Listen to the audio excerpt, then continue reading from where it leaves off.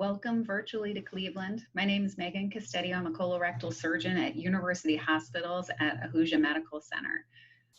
I'd like to thank the committee for asking me to speak tonight on how I can find more polyps. I have nothing to disclose.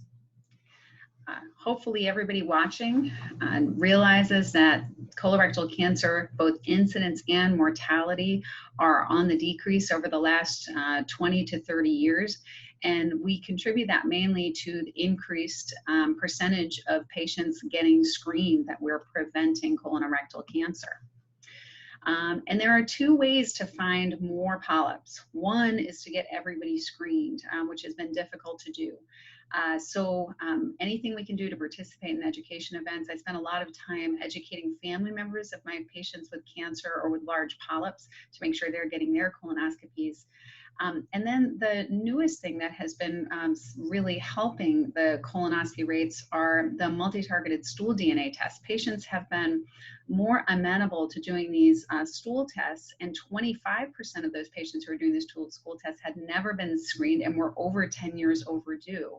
And if they had a positive test, 90% went on to get a colonoscopy. So that's a pretty significant increase in patients who weren't getting colonoscopies who now are. So hopefully that will continue to increase the number of patients getting screened.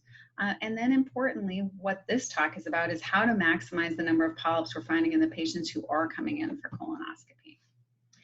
Interval colon cancers are estimated at about 1.8 per 1,000 patients that had a cancer that was missed or a polyp that transitioned to cancer during short follow-up.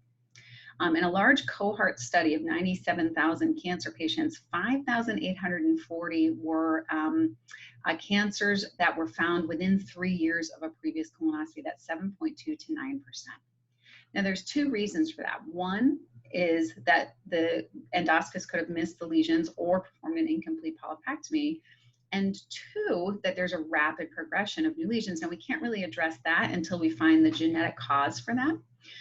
But we can address the missed lesions and incomplete polypectomy. And I just wanted to show a case of mine. The top two pictures are a patient, an elderly patient who had a very large upper rectal TVA with high-grade dysplasia that I removed using TAMIS. It was over 8 centimeters. He keeps getting small recurrences that I can take out endoscopically in the suture line. And this was a picture of the retroflexion of his anus in April of 2018. And he came in October of 2018, and I could palpate a firm lesion in the anal canal. And this was a T2N0 rectal cancer that unfortunately had already metastasized to the lungs. So people do have a rapid progression of new lesions, and we will need to figure out the genetic, some of the genetic modifiable factors that we can find to find these patients so we do watch them more closely. We're going to talk today about the 3 different ways we can improve our adenoma detection rate. First, what the patients can do and what we can do to help the patients to improve their prep and improve them to come back. Second, how do we get our endoscopists to know what the right things are to do? For example, if you have a low polyp detection rate, your interval cancer rate is higher. That if you do know your adenoma detection rate and it is low, if you give them feedback and retrain, it goes up. What appropriate withdrawal times are and some tricks to improve your adenoma detection rate. And then there are so many different technological factors. I'm going to talk briefly about scopes, the new scopes, add-ons such as cuffs, caps, chromoendoscopy, virtual chromoendoscopy, autofluorescence, computer-aided polyp detection, or artificial intelligence. And then this is an example of some of the new robotic options that could be coming out that are all supposed to help us detect more polyps. So the PrEP, the standard PrEP, which is the 4 liters of PEG with or without electrolyte solution, is the gold standard as far as how well it works. It's not very well tolerated. It does not cause electrolyte shifts, but it doesn't cost much. There's Half-Lightly or MoviPrep, which is a 2-liter PEG with or without ascorbic acid. And it works pretty well if the patient does not have constipation or issues with the bad PrEP in the past. It's better tolerated than the 4 liters. It does not cause electrolyte shifts, but the cost is moderate. There's the Miralax and Gatorade prep, which multiple studies have showed are truly inadequate, as it leaves a bit of a slime over the colon, so it's hard to find sessile serrated polyps. But it is better than nothing if the patient really cannot tolerate other prep options. It is tolerated well. There are reports of hyponatremia, as it's a hypoosmolar solution, but it is low cost, as it's a not over-the-counter medication. And then there's the newer hyperosmotic preps, such as Prepapix, Suprep, that have good adequacy. They're well tolerated, but they can cause electrolyte shifts, so they're cautioned not to use in cardiac, liver, or renal failure patients, but they do come with a high cost. So it's essential to talk with the patients about what they feel and what's most important to them as far as the prep when deciding, so that hopefully we have appropriate compliance. The prep should be applied in a split dose, and the last dosing of the prep should be within 5 hours of the scope. Interestingly, there is no difference between a low residue diet 3 days prior to the colonoscopy and a clear liquid diet the day prior, which may improve patient compliance. And if patients have a counseling session or a video, they have a better preparation. And then most importantly, we do need to follow up for rescheduling. So if we have a poor prep, we need to have the patient come back and we need to contact them and make it easy for them. So the key to the good prep are finding these sessile serrated polyps, these very flat lesions that may have a little bit of a mucus cap over them, but if there's significant stool burden, we're not going to be able to find these. Initially, the prevalence of sessile serrated polyps was estimated around 2% in 2010. In more recent studies, it shows that the prevalence is really higher, around 5%, and it probably is higher than that. And the majority of them are quite large. It's important that we don't wash off that mucus cap so we can get the entire polyp out. And then if we do have to do a piecemeal polypectomy, we have the patients back accordingly, so that they have close follow-up, making sure, number one, that we got the whole lesion to begin with, and number two, that the patient does not have more difficult to find sessile serrated polyps. So appropriate polyp detection rates. Currently, the average adenoma detection rate is 25% for male patients and 15% for female patients. Higher adenoma detection rates are related to advanced age, male gender, a history of polyps or cancer, and positive fit testing, which makes sense. The current sessile serrated polyp detection rate, again, initially was 2% in 2010, but currently is about 5 to 8%.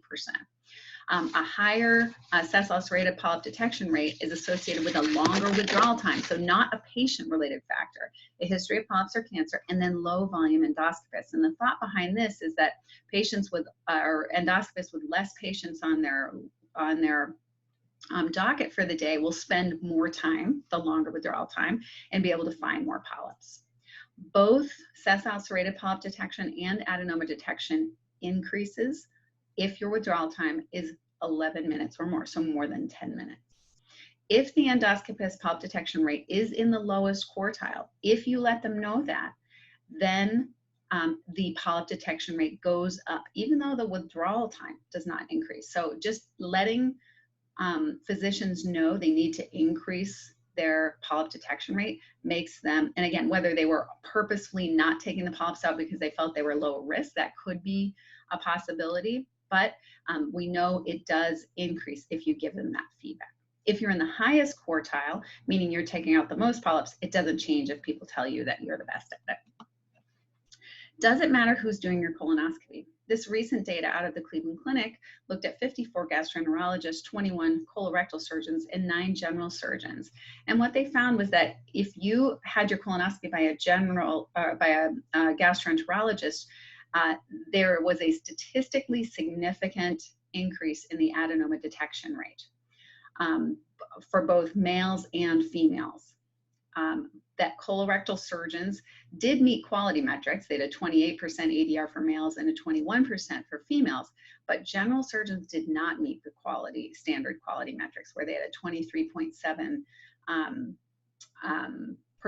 ADR and a 12.9% ADR in females.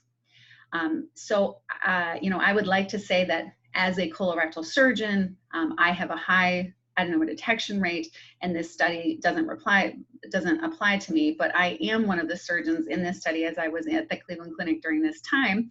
So I am going to take that feedback and keep working. And I now do know my adenoma detection rate, which is 36.5%, and am working at it.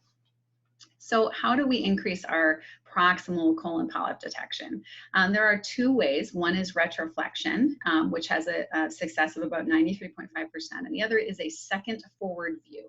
And basically that means just going back and forth in the ascending colon to make sure you're not missing any polyps. And when you do either of those things, so you're more aggressive at looking, both of them work about the same, and both of them find, on average, an extra 10% of polyps.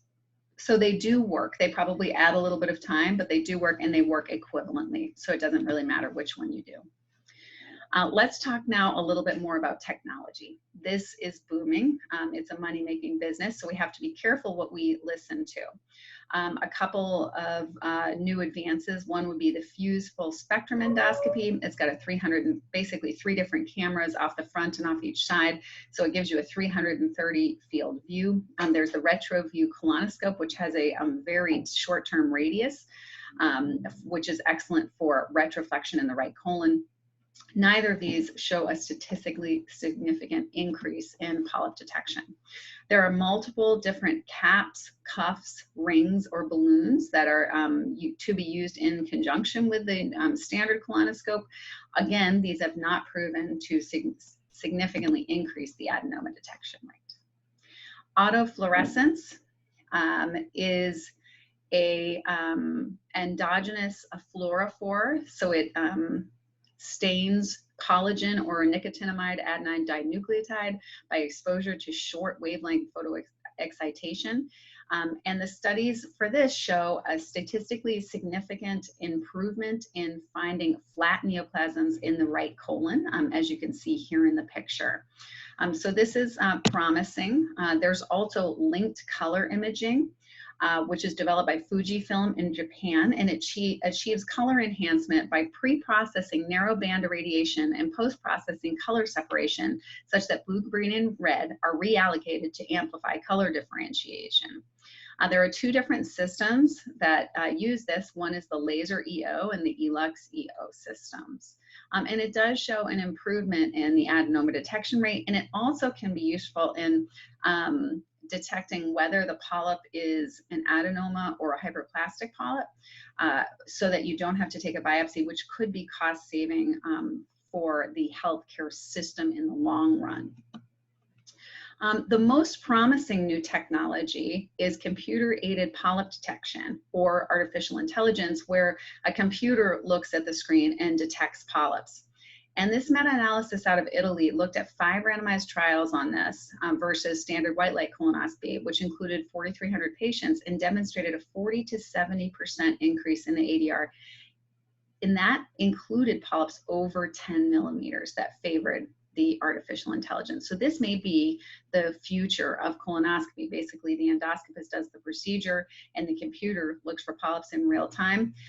Or there are some new robotics options where you would combine the robot and the computer